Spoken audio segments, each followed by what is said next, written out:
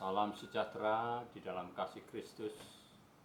Kiranya kasih Allah yang melampaui segala akal dan pengetahuan kita membuat kita senantiasa bisa berharap kepada Tuhan yang menolong kita.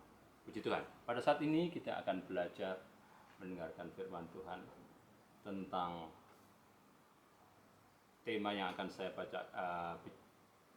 bahas pada pagi hari ini adalah tentang suatu dialog antara Tuhan Yesus dengan orang-orang Farisi. Saya beri tema gagal paham dan gagal beroleh kehidupan. Ini ditulis di dalam Injil Yohanes pasal 5 ayat 36 sampai yang ke-40. Saya akan bacakan bagi kita semua.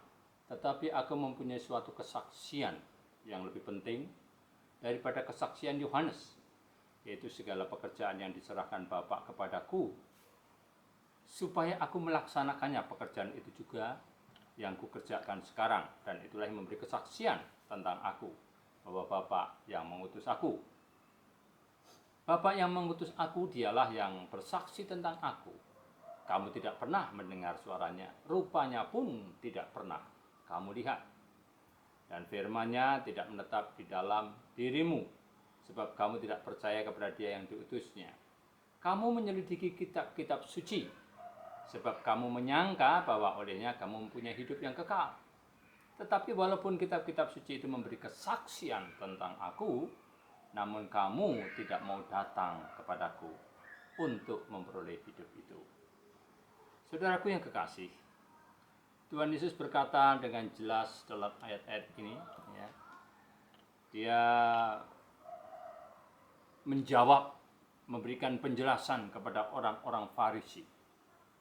Dalam dialog dengan orang-orang Farisi, Tuhan Yesus mengutip peranan Yohanes Pembaptis yang menyuarakan dengan lantangnya tentang Allah. Namun, dia sendiri tidak melakukan mujizat apapun. Tanda-tanda yang dikerjakan dan dilakukan secara spesifik itu dilakukan oleh Tuhan, seperti yang ditetapkan oleh Bapaknya. Semua mujizat yang dilakukan itu telah dinubuatkan dalam PL. Apa yang dikerjakan Tuhan Yesus adalah merupakan manifestasi yang jelas bahwa Bapa bersama Dia, dan bahwa Bapa mengerjakan melalui Dia. Bapa sendiri yang menjadi saksi mengenai dirinya. Siapa? Tentang Tuhan Yesus itu sendiri. Pertanyaannya adalah kapan dan bagaimana Bapa memberi kesaksiannya tentang Dia. Ya. Ada beberapa peristiwa yang menyatakan bahwa Bapa menjadi saksi tentang Dia. Ya. Dan di dalamnya termasuk diantaranya adalah satu, pada peristiwa pembaptisannya. Ketika Tuhan Yesus setelah dibaptis oleh Yohanes Pembaptis, ya, Dia keluar dari air, di situ ada suara dari langit yang berkata, inilah anakku, kepadanya lah aku berkenan. Itu kesaksian dari pihak Bapa. Kemudian pada peristiwa transfigurasi, di mana ketiga muridnya, Yohanes, Yakobus, dan Petrus melihat bagaimana Tuhan berubah rupanya dengan kemuliaan yang luar biasa, dan di sana ada Elia dan juga Musa.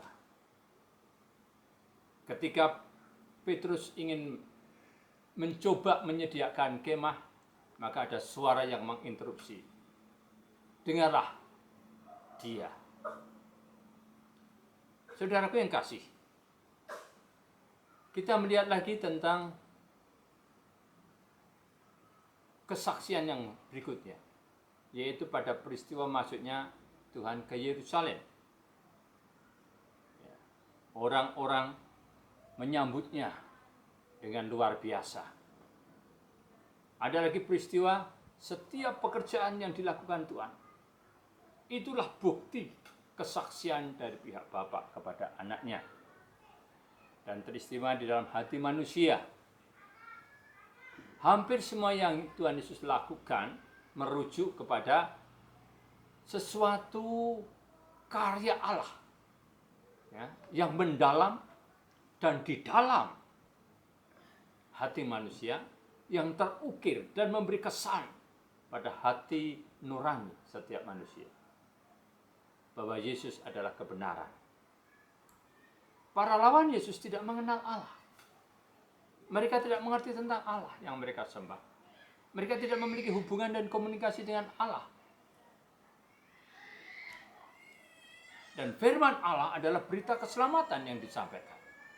Namun berita ini tidak diterima oleh mereka atau tidak di dalam mereka sebab mereka menolak yang menyampaikan berita keselamatan yang terwujud di dalam dirinya, yaitu Yesus Kristus. Nah, para pemimpin agama Yahudi mempelajari dan meneliti dengan seksama kitab suci di dalam perjanjian lama. Mereka begitu rajin, sungguh-sungguh serius, dan mereka tahu serta percaya bahwa jika seseorang dapat memahami semua firman dalam teks tersebut, mereka akan mendapatkan dan mewarisi hidup yang kekal. Mereka juga mengerti bahwa apabila mereka yang tidak memperdulikan firman atau tidak paham akan firman tersebut adalah mereka yang hidup di bawah kutuk. Orang-orang Farisi tahu tentang hal ini. Orang-orang Farisi, ahli-ahli Taurat ini mengerti tentang hal ini. Namun demikian, mereka benar-benar tidak mau menerima Yesus itu sebagai Mesias. Saudaraku yang kasih, kalau kita melihat, ya, demikian juga hal itu terjadi pada hari-hari ini. Banyak orang mempelajari firman Tuhan. Banyak anak-anak Tuhan mempelajari dengan sungguh kitab suci. Tetapi kita lupa bahwa mempelajari kitab suci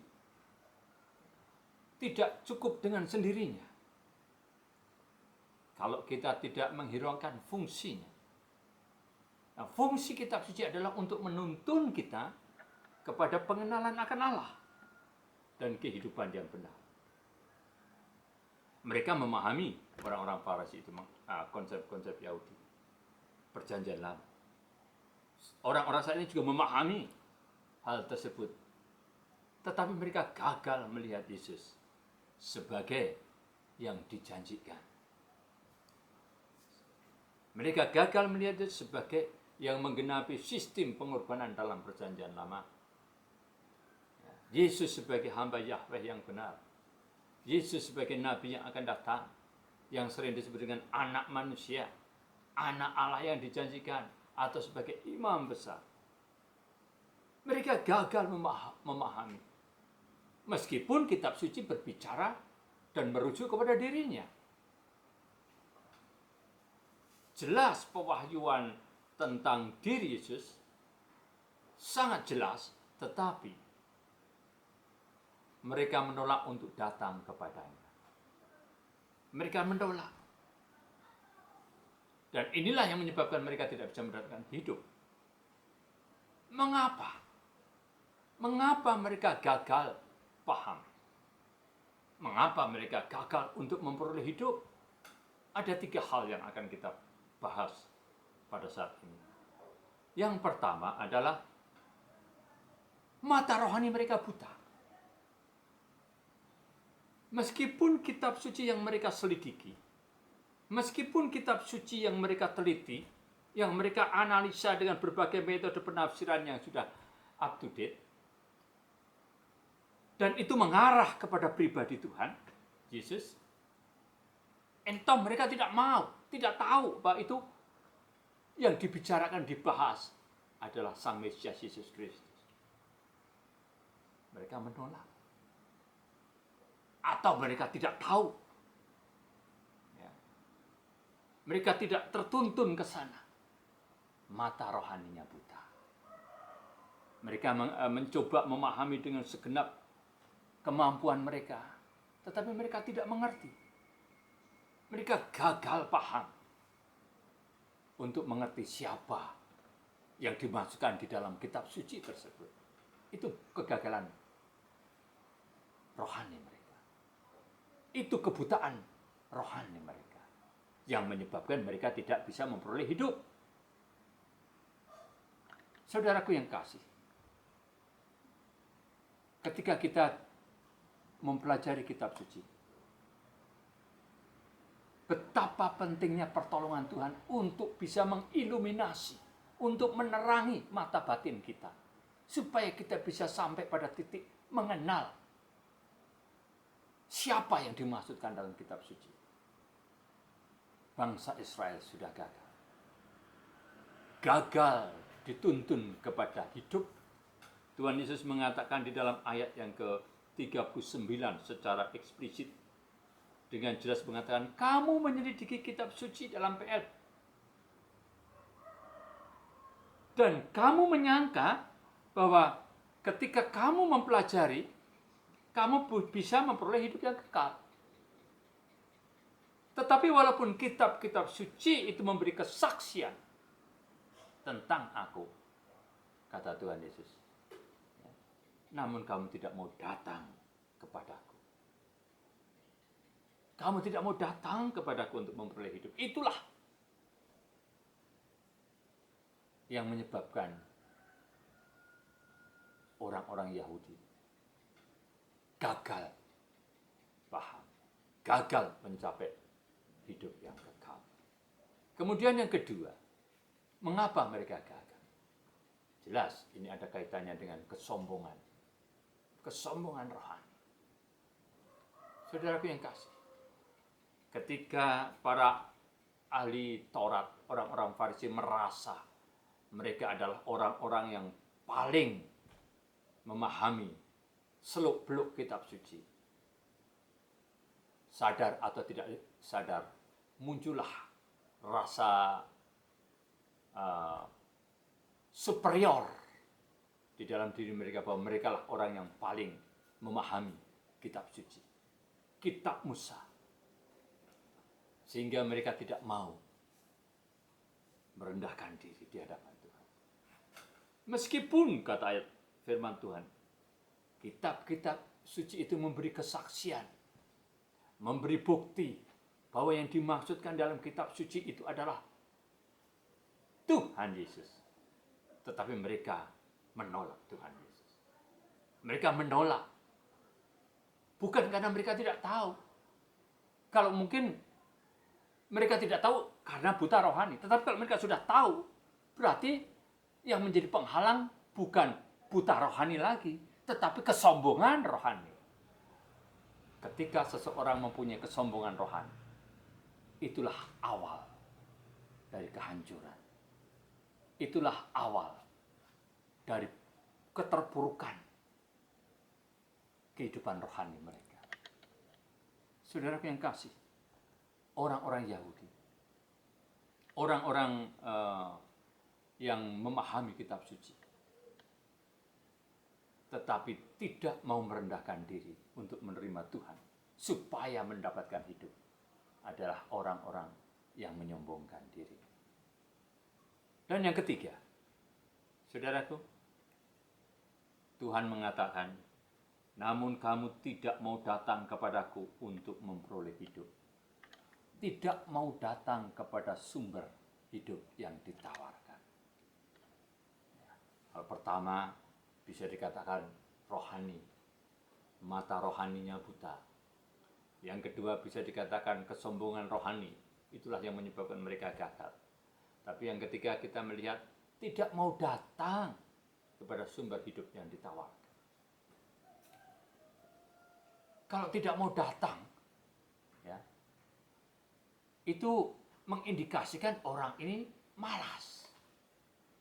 Orang ini tidak mempedulikan hal-hal yang penting di dalam kehidupan. Saudaraku, pada saat ini kita belajar, orang yang gagal paham adalah orang yang gagal memperoleh kehidupan. Penyebabnya adalah mata rohaninya buta. Penyebabnya adalah kesombongan rohani. Penyebabnya adalah kemalasan. Sehingga mereka tidak bisa memperoleh hidup yang ditawarkan oleh Tuhan. Di dalam salah satu pemazmur dikatakan, Tuhan mengatakan, akulah gembala yang baik. Dalam Pemazmur Daud ini mengatakan, Tuhan adalah gembala yang baik. Tidak kekurangan aku. Ia membandingkan aku di rumput hijau, di padang rumput hijau. Ia menuntut aku di air yang tenang. Tetapi kita tidak mau datang untuk dituntun. Kita tidak mau datang untuk dibawa ke tempat yang aman, yang menyenangkan. Bisa karena sombong rohani, bisa karena malas mengikuti Tuhan. Jadi kalau kita melihat penyebab-penyebab ini, haruslah kita singkirkan dari kehidupan kita.